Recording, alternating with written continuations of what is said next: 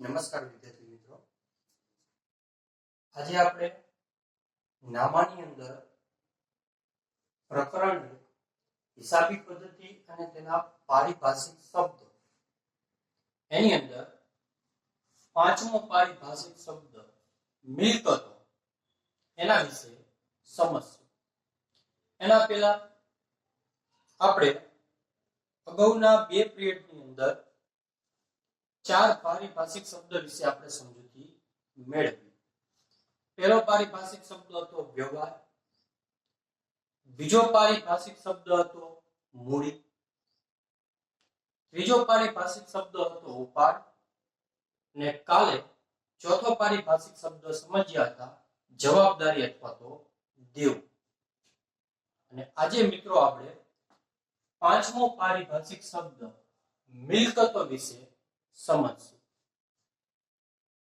હવે સામાન્ય રીતે આપણે મિલકતો એટલે એવું સમજતા હોય કે આપણી પાસે જે જમીન છે, મકાન છે, યંત્રો હોય એટલે કે આપણા વાહન હોય, આપણી પાસે પૈસા હોય એને આપણે મિલકત કહેતા હોય. આપણે મિલકતોને ફક્ત મિલકત તરીકે જ ઓળખીએ છીએ. જ્યારે એકાઉન્ટની અંદર મિલકતોના અલગ અલગ પ્રકાર પાડવામાં આવે. ધંધાકીય મિલકતો જે હોય એના અલગ અલગ પ્રકાર પાડવામાં આવે. અને જ્યારે આપણે હિસાબો લખશું, દાખલા ગણશું, ત્યારે દરેક મિલકતને એના હેડિંગ હેઠળ, એના માળખા હેઠળ લખવાની આવે. એટલે આપણને ત્યારે ખબર હોવી જોઈએ કે કઈ મિલકત કયા માળખા હેઠળ આવે. એટલા માટે અત્યારે મિલકતોનો ખ્યાલ સમજવો જરૂરી બને. તો પેલા મિલકતોનો અર્થ. મિલકતો એટલે જે વસ્તુ ખરીદવાનો હેતુ તેનું વેચાણ કરવાનું ન હોય પરંતુ ધંધાના કામ માટે વાપરવાનો હોય તેવી વસ્તુને મિલકત કહે છે. હવે પેલા સમજો. પેલો શબ્દ આપણને આપ્યો કે જે વસ્તુ ખરીદવાનો હેતુ વેચાણ કરવાનો ન હોય. શું કહેવા માંગે છે સમજો પેલા. તો ઘણીવાર એવું બને કે કોઈ વેપારી હોય તે તૈયાર વસ્તુ લાવે અને તૈયાર વસ્તુ વેચી દે. એટલે કે વસ્તુની ખરીદ વેચાણનો ધંધો કરતો હોય. દાખલા તરીકે આપણે કરિયાણાના વેપારીને જોઈએ તો જથ્થાબંધ રીતે મહેતા માર્કેટમાંથી વસ્તુ લાવે છે અને છૂટકની અંદર વસ્તુ વેચે. બરોબર? તો તે જે વેપારી વસ્તુ લાવે કરિયાણું અને વસ્તુ પાછું કરિયાણું તરત જ શું કરે છે? વેચી પણ દે છે. તો અહીંયા શું કીધું કે એવી રીતના વેચાણનો હેતુ હોવો જોઈએ નહીં. તો એ જે વેપારી વસ્તુ લાવે એનો હેતુ શું છે? ખરીદ વેચાણનો. તો એના માટે કરિયાણું મિલકત ગણાશે નહીં. પણ તે જ કરિયાણાનો વેપારી પોતાની દુકાનમાં ફર્નિચર કરાવે, પોતે કરિયાણું જોખવા માટે ત્રાજવા લાવે, જેને આપણે વજન કાંટો કહેવી છીએ, વજન કાંટો લાવે, પોતાની દુકાનમાં લાઇટ ફિટિંગ કરાવે, પોતાની દુકાન ખરીદે. તો આ જે મેં વસ્તુ કીધી, ત્રાજવા એટલે કે કાંટો, લાઇટ ફિટિંગ, દુકાન ખરીદી, તો આ બધી જે વસ્તુ એને ખરીદી, એ વસ્તુ ખરીદવાનો હેતુ શું? એનો વેચાણ કરવાનો હતો કે આજ દુકાન લીધી ને કાલ વેચી દીધી, પાછી નવી દુકાન લીધી અને વેચી દીધી? ના. એનો હેતુ એ દુકાન, ત્રાજવા કે લાઇટ ફિટિંગ એ કરાવવા પાછળનો શું હતો? એનો હેતુ એવો હતો કે પોતાના ધંધાની અંદર તે વસ્તુ એને ઉપયોગી બને. તો આવી રીતના જે વસ્તુ ખરીદે, ધંધો આપણો, એ કંપની હોય તોય ભલે, એકાંકી પેઢી હોય તોય ભલે, કે ભાગીદારી પેઢી હોય તોય ભલે, કે જે વસ્તુ આપણો ધંધો ખરીદીએ તે વસ્તુ ખરીદવા પાછળનો હેતુ આપણા ધંધાનો એ વસ્તુ વેચાણ કરવાનો હોય નહીં. તો શેનો હેતુ હોવો જોઈએ? તો તે વસ્તુ રહી ધંધાના કામ માટે. આપણે ધંધો કરવી તો ધંધાની અંદર આપણે કાર્ય કરવાનું હોય, અલગ અલગ પ્રકારના ઘણા કામ કરવા પડે. તો એ કામ કરવા માટે તે વસ્તુ આપણે શું કરવાની હોય? વાપરવાની હોય. એ વસ્તુ આપણે આપણા કામને સરળ કરવા માટે વસ્તુ વાપરવાની હોય. તે વસ્તુ ખરીદવા પાછળનો હેતુ આપણો, તો તે વસ્તુને શું કહેવાય? મિલકત કહે છે. હવે મિલકતોના પ્રકાર. તો મિલકતોના મુખ્યત્વે અહીંયા 3 પ્રકાર પાડેલા છે. ક્યાં ક્યાં? પહેલો પ્રકાર બિન ચાલુ મિલકતો, બીજો પ્રકાર ચાલુ મિલકતો, અને ત્રીજો પ્રકાર અવાસ્તવિક મિલકતો. હવે બિન ચાલુ મિલકતના પાછા 2 પેટા પ્રકાર પડ્યા છે. એક દ્રશ્ય મિલકત અને બીજી અદ્રશ્ય મિલકત.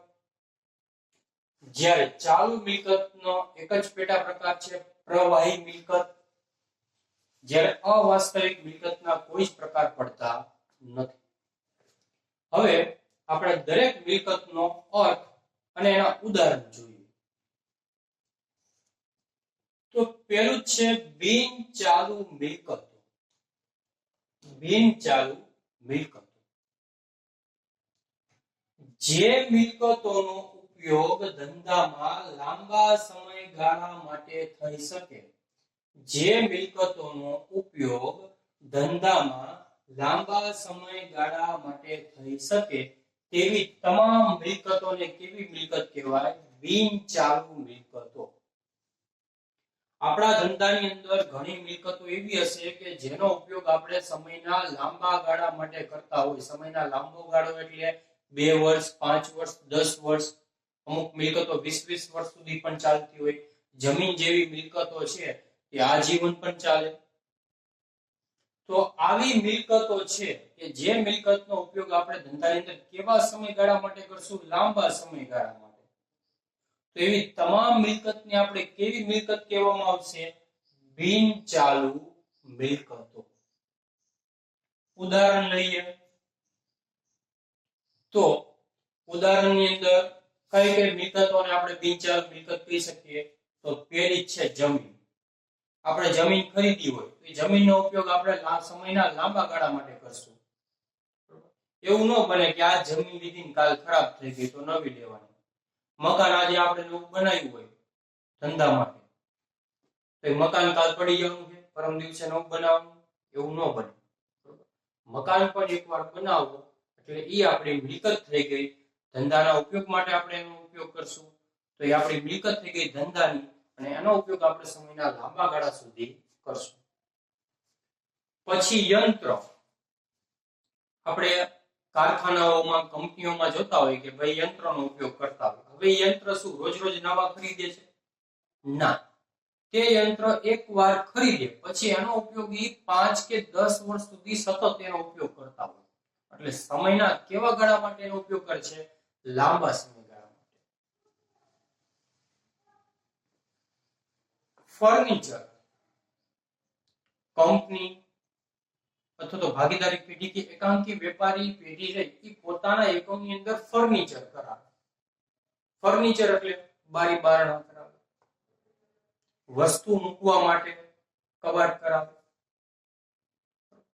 આવું ફર્નિચર જે કરાવે. હવે ફર્નિચર અત્યારે કરાવ્યું તો 1 વર્ષની અંદર શું ફરીવાર બીજી વાર કરાવશે? પાછું વર્ષ પત્યું એટલે નવું કરાવ્યું, પાછું ઈ વાર પતે એટલે બીજું કરાવે? ના. એકવાર ફર્નિચર કરાવશે પણ એ ફર્નિચરનો ઉપયોગ તે કંપની, તે ભાગીદારી પેઢી કે તે એકાંકી વેપારી પેઢી ને કેવા સમયગાળા સુધી મળશે?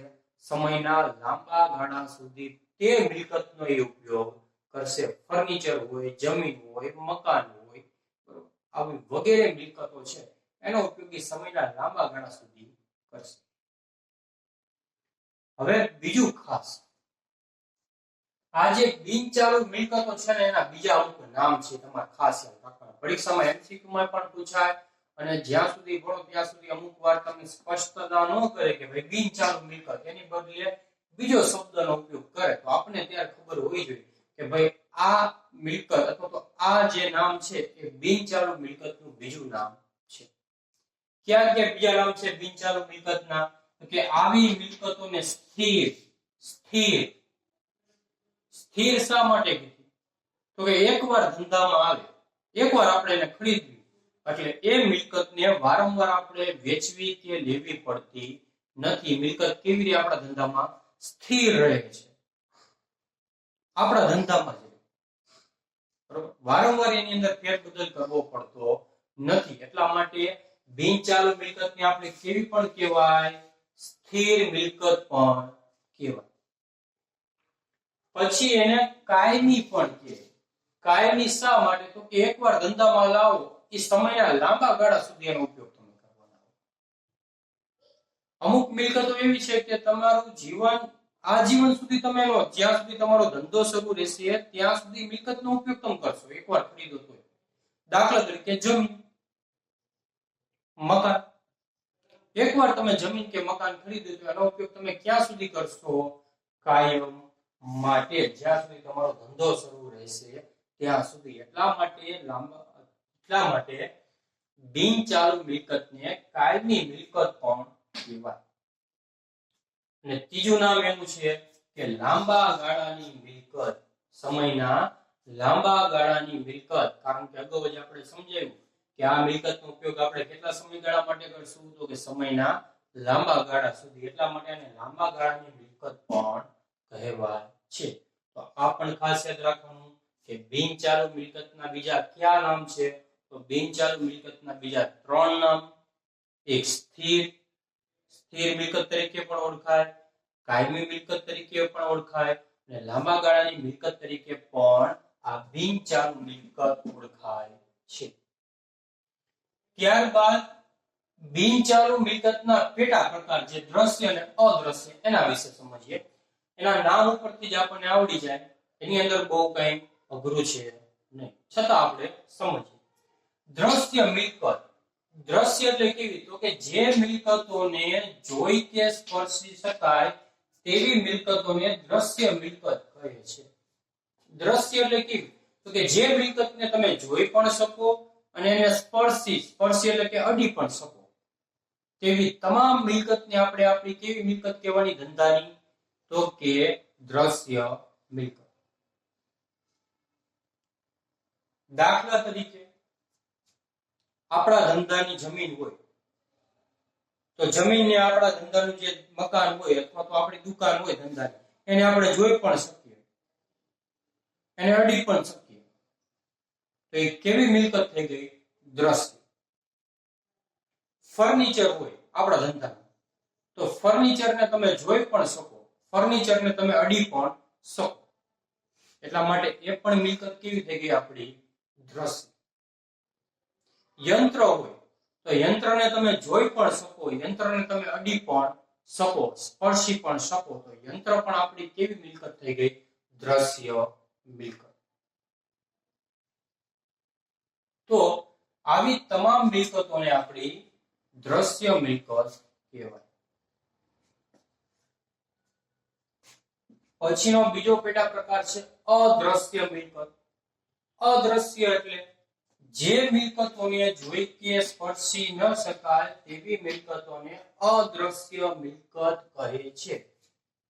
ધંધાની અંદર આપણી અમુક એવી પણ મિલકત આવશે કે જેને તમે જોઈ પણ શકતા નથી અને અડી એટલે કે સ્પર્શી પણ શકતા નથી, છતાંય આપણા ધંધાની મિલકત હશે. કઈ કઈ મિલકતો એવી છે કે જેને આપણે જોઈ પણ નથી શકતા કે સ્પર્શી પણ નથી શકતા છતાંય આપણી ધંધાની મિલકત છે? તો પેલી પાઘડી. પાઘડી એટલે અહીંયા આપણે ગામડાની અંદર જે ઉંમરલાયક વ્યક્તિ અથવા તો ઘણા બધા વ્યક્તિઓ જે માથા ઉપર જે પાઘડી પહેરે ઈ પાઘડી નહીં. ઈ પાઘડીની વાત થતી નથી. અહીંયા કઈ પાઘડીની વાત થાય? તો અહીંયા ધંધાની પાઘડીની વાત થાય. ધંધાની. તમને પ્રશ્ન થાય કે સાહેબ ધંધો એટલે આપણી દુકાન ઉપર પાઘડી પહેરાવવાની? ના, દુકાન ઉપર પાઘડી ન હોય. તો પાઘડી એટલે શું એ પહેલા આપણે સમજવું પડે. તમારે આગળ પાઘડીનો આખો અર્થ અને પાઘડીને લગતા ચેપ્ટર પરીક્ષાની અંદર એના દાખલાઓ આવશે 12મા ધોરણની અંદર, ત્યારે આપણે વધુ સમજશું. પણ અત્યારે ફક્ત એનો અર્થ સમજી લઈએ. પાઘડી એટલે શું? તો ઘણીવાર બજારની અંદર એક જ પ્રકારનો ધંધો કરતા ઘણા બધા ધંધાઓ હોય. ઉદાહરણ લેવું હોય તો કે ભાઈ પાનના ગલ્લા રહ્યા અથવા તો પાણીપુરીની લારી, એ દુકાન બજારની અંદર આપણને શું એક જ જોવા મળે છે? ના, ઘણી બધી પાણીપુરીની લારી હોય, પાનના ગલ્લા પણ હોય, કરિયાણાની દુકાન પણ હોય, સોડાની દુકાન પણ હોય. તો આવી ઘણી બધી એક જ પ્રકારની વસ્તુ વેચનાર વ્યક્તિઓ ધંધા કરતા હોય. એટલા અલગ અલગ પ્રકારના ધંધા હોય.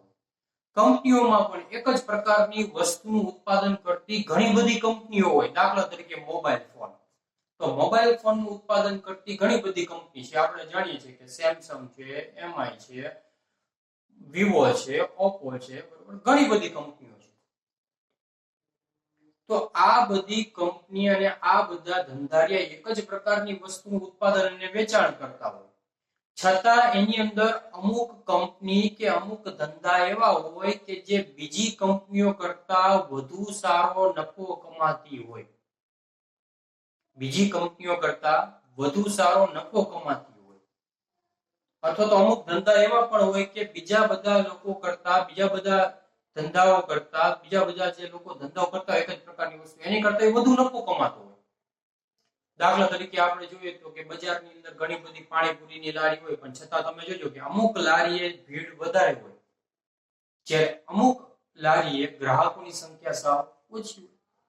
પાનના ગલ્લામાં પણ અમુક પાનના ગલ્લાએ ગ્રાહકોની સંખ્યા વધારે હોય, જ્યારે અમુક પાનના ગલ્લાએ ગ્રાહકોની સંખ્યા કેવી છે? ઓછી. તો જ્યાં વધુ ગ્રાહકોની સંખ્યા છે એને નફો કમાવાની ક્ષમતા કેવી છે? વધારે. અને નફો કમાવાની જે આવડત છે એનામાં ક્ષમતા છે વધારે છે. હવે માનો કે તે બજાર એને હવે ધંધો વેચી દેવો હોય, એને હવે ધંધો કરવો નથી, તો બીજા બધા જે દુકાનદારો અથવા તો બીજા બધા જે કંપની કે ધંધો કરતા વ્યક્તિ છે એના ધંધાની કિંમત આપે અને આને જે સારામાં સારો પોતાનો ધંધો ચાલુ વધુ નફો કમાય છે બીજા કરતા, એ પોતાનો ધંધો વેચવા જાય, તો શું બંનેની કિંમત સરખી મળે? બેના હરખા પૈસા મળે? 5-5 લાખ રૂપિયા બે આપી દે? ના.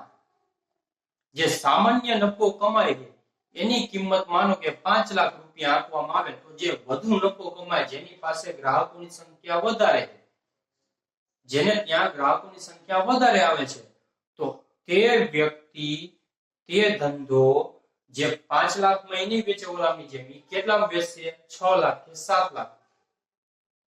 તો ખરેખર જે એને બીજા કરતા વધારે રકમ જે મળી ને, એ વધારે રકમ મળી એને શું કહેવાય?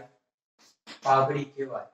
અને ટૂંકમાં પાઘડી એટલે ધંધાની પ્રતિષ્ઠાનું મૂલ્ય. તમારા ધંધાની પ્રતિષ્ઠા કેવી છે એનું મૂલ્ય જે છે ને એને જ કહેવાય પાઘડી. અથવા તો બીજો અર્થ કેવો તો એમ કહેવાય કે વધુ નફો કમાવાની ક્ષમતાને શું કહેવાય? પાઘડી. ત્યારબાદ પેટન્ટ. પેટન્ટ એટલે ઘણીવાર કંપની કોઈ સંશોધન કરે. આપણે જોઈએ છીએ કે સતત નવી નવી ટેકનોલોજી આવતી જાય છે, સતત નવા સંશોધન થતા જાય છે. તો કોઈ કંપની નવું કોઈ સંશોધન કરે તો સરકાર તરફથી તે કંપનીને તે વિચારનો શું મળે? પેટન્ટ. પેટન્ટ એટલે તે પ્રકારની વસ્તુ ફક્ત તે જ કંપની ઉત્પાદન કરી શકે, વેચી શકે, એને સરકાર તરફથી પેટન્ટ મળે. બીજા કોઈ એવી પ્રકારની વસ્તુ ઉત્પાદન કે વેચાણ કરી શકતા નથી. અને જો બીજાને ઉત્પાદન કે વેચાણ કરવું હોય તો એની પાસે શું લેવી પડે? મંજૂરી. અને બદલામાં એને શું આપવા પડે? એનો ચાર્જ અને પૈસા આપવા પડે. તો એ પણ તમે જોઈ કે અડી શકતા નથી. તો પાઘડી અને પેટન્ટ ધંધાની કેવી મિલકત ગણાય? અદ્રશ્ય મિલકત. પાઘડી હોય, માનો કે આપણે એમ ન કહેવાય કે આને નફો કમાવાની ક્ષમતા વધારે છે, બરોબર, તો સ્વાભાવિક છે કે એને પાઘડી હોય પણ એ દેખાય ક્યાં ક્યાં છે પાઘડી? પાઘડી એવી રીતના ન હોય, પણ જે નફો કમાવાની વધુ ક્ષમતા છે એને જ આપણે શું કહેવાય? પાઘડી. હવે નોંધ ખાસ યાદ રાખવાની કે બિનચાલુ જે આ મિલકતો છે આપણી બિનચાલુ મિલકત, એ બિનચાલુ મિલકતની અંદર દ્રશ્ય મિલકત પણ હોય અને અદ્રશ્ય મિલકત પણ હોય, એટલે બંને મિલકત હોઈ શકે બિનચાલુ મિલકત. અહીંયા આપણે જોયું કે બિનચાલુ મિલકતની અંદર જમીન એટલે દ્રશ્ય મિલકત પણ આવી ગઈ, અને પાઘડી કઈ સમયના ટૂંકા ગાળા માટે ન હોય, સમયના લાંબા ગાળા માટે હોય, એટલા માટે પાઘડી પણ કેવી મિલકત ગણાય? બિનચાલુ મિલકત જ ગણાય. એટલે એ પણ ખાસ યાદ રાખવું કે બિનચાલુ મિલકતની અંદર દ્રશ્ય મિલકત પણ આવે અને અદ્રશ્ય મિલકત પણ આવે. બાકીના જે પ્રકાર છે ચાલુ મિલકત અને અવાસ્તવિક મિલકત, એ બંને પ્રકાર આપણે હવે પછીના પીરિયડની અંદર સમજશું.